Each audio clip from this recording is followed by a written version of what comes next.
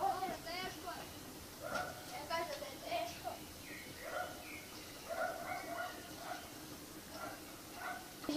Čuje, nemoj dolaziti.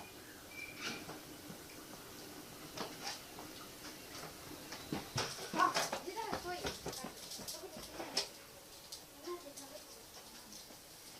Evo čuje, ne dolazi.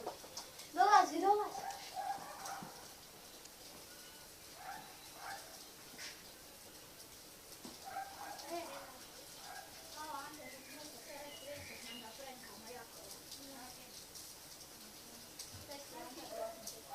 Znači, kako ono, ićemo sad imaš 10 kuna.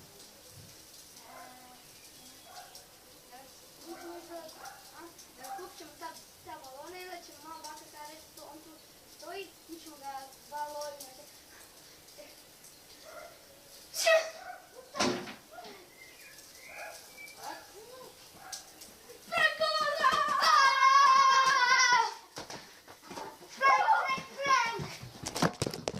Prankali smo te! Mi smo prankali!